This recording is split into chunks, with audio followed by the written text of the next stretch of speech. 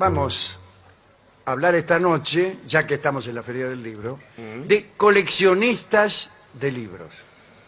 De cómo Buenas noches. Cómo coleccionar libros, ¿qué tal? ¿Cómo le va? Puede convertirse en una obsesión y algunos casos históricos muy marcados de coleccionistas de libros especialísimos. Empecemos por Lorenzo de Médicis, que coleccionaba libros y enviaba a los eruditos de su corte a buscar manuscritos griegos allí donde los hubiera. Su biblioteca era enorme y los humanistas florentinos tenían libre acceso a préstamos de su colección. Pero había un hombre que envidiaba la biblioteca de Lorenzo. Sí. Qué feo que te envidien la biblioteca. Sí. Y era el duque de Urbino, Federico de Montefeltro. Había nacido en 1422. Quiere decir que estamos ahí nomás de la invención de la imprenta. De la imprenta de tipos móviles de Gutenberg. Que fue en 1450. Invención que iba a poner esta idea del coleccionista de libros, al menos en otro plano. Sí, claro, mucho más. En esta época, tener 100 libros era un verdadero tesoro. Era digno solo de personas con mucho poder y dinero, no cualquiera. Después viene el amigo Gutenberg, inventa la imprenta y ya tener 100 libros los tenía cualquiera. A los libros que Gutenberg imprimió en el primer medio siglo, es decir, entre 1450 y 1500, se les llama incunables. Incunables. Sin embargo, en muchos lugares, incluso en hay personas que llaman incunable a cualquier libro viejo. Sí. Entonces dice, sí, en casa tengo un incunable. Sí, hace como 10 libro años. de 1924 que me regaló mi abuelo. Bueno, había un hombre que envidiaba la biblioteca de Lorenzo y era, como se ha dicho, el duque de Urbino. De Urbino sería todavía mejor. Era un coleccionista que había puesto a trabajar a 35 copistas, lo que revela que no había imprenta, o que si la había, el tipo era un gil. Solo para lograr superar la cantidad de libros que tenían los Medici. Como ese método parece que no le satisfacía del todo, Federico de Montefeltro contrató además unos espías. ¡Escucha! Un perro que no... Sí, Hay un perro ladrando. Contrató unos espías que se encargaban de averiguar el recorrido de los envíos que le llegaban a Lorenzo, y entonces después contrataba a unos mercenarios que atacaban a los que traían los libros y se los afanaban. Cada tanto, Federico de Montefeltro mandaba a sus espías a revisar los catálogos de la Biblioteca Medici para indignarse si descubría allí alguna obra que él no tenía. Con todos aquellos trabajos, afanes, Federico superó en cantidad y calidad a la colección de su rival. Un librero llamado Vespasiano de Bisticci dijo que esa biblioteca contenía la mejor colección de libros antiguos y modernos, llamémosle así, sagrados y profanos. Cada libro estaba encuadernado en carmesí y decorado con plata. ¿Cómo me gustan los libros encuadernados en carmesí y decorados con plata? Federico de Montefeltro leía, sin embargo, un solo libro, la historia romana de Tito Livio en latín. Lo leía de la mañana a la noche y cuando lo terminaba, lo empezaba de nuevo. 2 siglos después de la muerte del duque Federico, en 1482, el Papa Alejandro Borgia quiso adueñarse de los libros que los descendientes de Federico habían cuidado, ¿no? Pero hubo un problema. Los vecinos de Urbino estaban tan orgullosos de aquella biblioteca que se produjo una revuelta cuando Alejandro se quiso llevar los libros a Roma. Rodearon el palacio e impidieron la entrada de los hombres del Vaticano. El Papa pudo aplacar la resistencia de los ciudadanos de Urbino y hacerse con aquella colección con la promesa de una exención de impuestos durante un año. Dice, déjame llevar los libros y no te cobro impuestos durante un año, no te cobro. Y desde el año 1658 la colección fue incorporada a la Biblioteca del Vaticano. Algunos reyes franceses eran muy poco escrupulosos en la adquisición de sus libros. Carlos VIII tenía su colección particular y después del sitio de Nápoles se llevó la mayor parte de la biblioteca real de esa ciudad. Se llevó también la sífilis, Sí. o acaso la trajo. En aquella excursión del rey Carlos de Francia a Nápoles, se produce una epidemia de sífilis.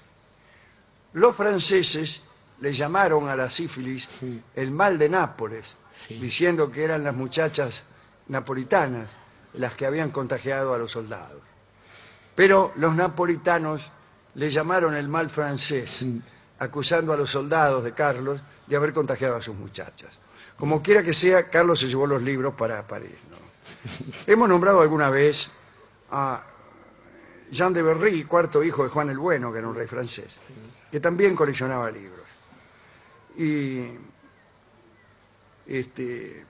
bueno, lo mismo que eso, su hermano Carlos también coleccionaba libros. Él era el que había puesto en su biblioteca, en todos los libros, una inscripción que decía: este libro es mío, Carlos. Fantástico, ¿no? Un sello. Bueno, en mi casa... Sí. Un ex libris. En mi casa hay, le juro, querido Dorio, una gran cantidad de libros todavía que dicen Biblioteca Popular Juan Bautista Alberdi de Casal. Pues, al menos 2 generaciones, Usted que le dio me algún refiero premio. a mi madre y a mí, hemos armado una biblioteca con eso, ¿no? Bueno, Jean de Berry pedía prestados libros, no los devolvía y los incorporaba a su colección. Es una vieja metodología. Sí. El director de la Biblioteca Real le reclamó una Biblia, el secretario del rey otra, Sí. y el duque de Guyane un breviario no muy importante. Ante cada pedido de devolución, Jean de Berry les preguntaba a los dueños de los libros si no se avergonzaban al ejercer el reclamo por tan poca cosa. Y de esa forma se armó una biblioteca notable. Pero cuando estuvo a punto de morir, Jean de Berry, preocupado por el futuro de su alma, mira vos, con tantos libros que tenía, Sí, claro. le ordenó a sus ayudas que devolvieran los libros que había pedido. Cuando se le preguntó cómo podía reconocer a los dueños de cada libro, les explicó que había un determinado sector de su biblioteca, el más grande, que correspondía a los ejemplares prestados y robados. Qué curioso, ¿eh? Un tipo que empieza a devolver libros por miedo a irse al infierno. Último coleccionista. Y me parece que estos son los mejores. Hacia fines del siglo XIII, en Japón, bajo el régimen feudal de los shogunes, el poder estaba concentrado en la clase guerrera. Bueno, no eran otros que los samuráis. Claro. Sí. Las familias samuráis establecieron escuelas y bibliotecas para preservar y transmitir la herencia literaria. Los clásicos chinos, las escrituras budistas y los escritos propios del país. Sus bukebunko, que quiere decir bibliotecas de los guerreros. El idioma japonés es muy fácil. Bibliotecas de los guerreros se dice bukebunko y todo así por el estilo. Bueno, las bukebunko contenían también secretos de familia, Claro. celosamente guardados. Una de esas bibliotecas, la Kanazawa Bunko, está claro que bunko quiere decir biblioteca. Sí. Y en cambio buque no quiere decir buque. Sino guerrero. Claro. Bueno, esta biblioteca había sido fundada en 1275 por el general Ojo Sanetoki.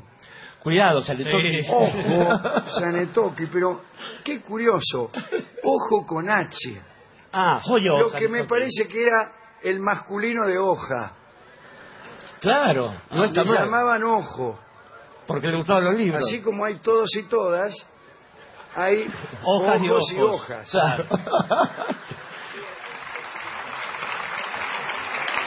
Bueno, el general Ojo Sanetoki, en su villa de Kanazawa, cerca de donde está hoy Yokohama. Sí. ¿Quién no sabe dónde está Yokohama? Cerca. de donde está hoy Tokio. Sí. O sea, Edo. Bueno, Ojo Sanetoki pretendió ser quizá el más osado de los coleccionistas. Intentó reunir todos los libros existentes que habían sido escritos en japonés hasta el año 1270, que eran pocos. No eran tantos, sí. Y lo hizo a punta de espada. El tipo agarraba la espada y se afanaba todos los libros. Al comienzo la búsqueda fue fácil, porque no necesitaba más que entrar a las casas o a los templos, saquear todos los libros y chau. Pero el asunto se le complicó cuando pidió a las otras familias de los guerreros, samurái, sus libros. Y se los negaron. Entonces Ojo Sanetoki guerreó contra otros generales que tenían libros para conseguir su propósito. Lamentablemente perdió en la primera batalla. De todos modos, apiló en su Kanazawa Bunko la más importante colección de textos del Japón. Su sala de lectura se abrió a estudiosos, sacerdotes y miembros de la familia, pero nunca se permitió que los libros salieran de allí. Y la Kanazawa Bunko todavía existe. La prefectura gubernamental la conserva como biblioteca de libros extraños y antiguos. ¿A quién quiere dedicar esta breve reseña de coleccionistas tramposos, obsesionados, etcétera? ¿Sabe que hace un poquito, con motivo de nuestro viaje, fui con mi joven hijo a ver la biblioteca de Lorenzo de Medici ahí en el Vaticano? Y es curioso porque aquello por lo cual la gente, algún pequeño grupo de gente se desesperaba por mirar adentro, ahora una enorme cantidad de gente se desespera por mirarlo desde afuera y se ven las tapas nada más. Así que los libros han perdido un poco su sentido. Digo que no ese es el camino por el cual se llega a los libros. Platón, nuestro amigo Platón, por ejemplo, estaba en contra de que los pensamientos y las ideas de las personas pasaran a formar parte de un libro o de un texto, porque de este modo, se decía, los hombres iban a perder la memoria. Claro. Una curiosa idea acerca de eso. Pero es que Aristóteles también confiaba de los libros, ¿no? Sin embargo, la antigüedad clásica nunca confió del todo en el libro. Pensaba que era preferible el maestro. Pensaba que el maestro no podía ser. En principio pensaba que un libro era un reemplazo del maestro. Claro. Y después pensaba que seguía siendo mejor el maestro. Se decía... Es decir, el pensamiento podría resumirse así. Hay un antes y después de la invención del libro. Era mejor antes. Está muy bien. Claro, el argumento era decir, a ver, si uno tiene un maestro y está narrando una idea, cuando uno duda algo le pregunta y el maestro le contesta. El libro no responde preguntas. Pero pensaba también que frente a esta escuela, en Toledo, hacia el año 1085, hubo una escuela maravillosa de hombres que eran judíos, musulmanes y cristianos, que se dedicaban a copiar libros, y gracias a ellos hoy tenemos los clásicos. Esos hombres demostraron que los libros tenían algún sentido, incluso copiados. Pero lo que pasa, Alejandro, es que hay lecturas que nos marcan para siempre. Digo, la historia de algunos de nosotros, me consta que comparto con ustedes este vicio, digo, se puede construir a partir de los libros que fuimos leyendo a lo largo de nuestra vida, desde el comienzo hasta la noche de ayer, y también de alguna manera son equiparables a las historias de amor, porque hay libros que uno leyó y ya los leyó para siempre. Yo probablemente no haya vuelto a leer Sandokan, por ejemplo, o Robin Hood, o cualquiera de la colección Robin Hood, mejor dicho. Y hay otros libros que, en cambio, se leen siempre. O sea, libros que se leen para siempre y libros que uno no puede dejar de leer. Digo, la comedia sería uno de ellos, tantos otros. El asunto, lo que no se puede suplantar, y quizás es lo que a uno le da cierta envidia todavía, cómo recuperar ese momento en que uno leyó por primera vez Madame Bovary. Digo, esa emoción, esa especie de momento inaugural, de amor inaugural, que uno solo podrá repetir quizás con otros libros, pero nunca más con ese. De ahí también viene este asunto de leer en voz alta o en voz baja, ¿no? Uno, a lo sumo, hoy en día puede leer en voz alta para un amante, a lo sumo puede leer en voz alta para un padre, para algún maestro que ya haya perdido la vista. Pero en general, uno lee para sí y quizás también escribe para sí, aunque después haga objetos como libros que trata de compartirlos con otra gente. ¿Y por qué no? Estaba pensando, así como en la antigüedad clásica todos los lectores eran lectores en voz alta, se leía en voz alta. Digamos que puede concebirse alguien que lea en voz alta, pero no alguien que escriba en voz alta. Es cierto. Es más raro, ¿no? Es más pero raro, qué extraordinario. Solamente en el cine hay escritores en voz alta. El narrador. Claro, entonces el tipo se pone a escribir y dice: era la mejor y la peor de todas las épocas. Y uno ve cómo se escribe la escritura Pero, en un papel y la voz del incluso tipo. para los escritores que son reconocidos como tales por sus vecinos, sería fantástico. Por ejemplo, Felipe Piña. Claro. Felipe Piña me han dicho que escribe en voz alta. ¿En voz alta? Sí, claro. Entonces los vecinos dicen, sentí. Está escribiendo Felipe. Es maravilloso. Y dice, el fusilamiento de Dorrego marca un antes y después. Sí, era mejor antes. Especialmente para Dorrego. Sobre todo.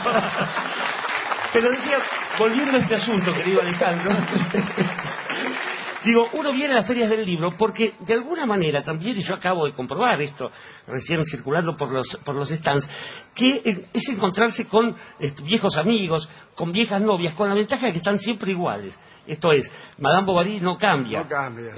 No quiero hacer nombre, pero ustedes se imaginarán cómo es esto.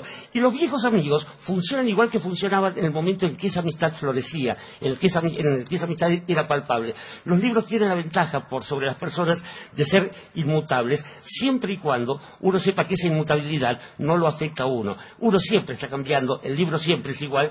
Pero por eso el resultado de la lectura es distinto. Es distinto, exactamente, a eso iba. Y aquel que no lo entienda, ¿sí? Podrá tener quizás como Lorenzo de Medici o el Duque de Urbino una enorme colección, pero lo único que habrá en esa colección, queridos amigos, serán solamente las hojas muertas.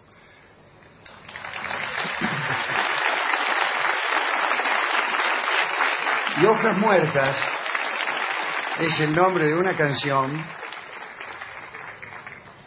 que vamos a escuchar ahora por su más célebre intérprete, Sí. que es Yves Montand.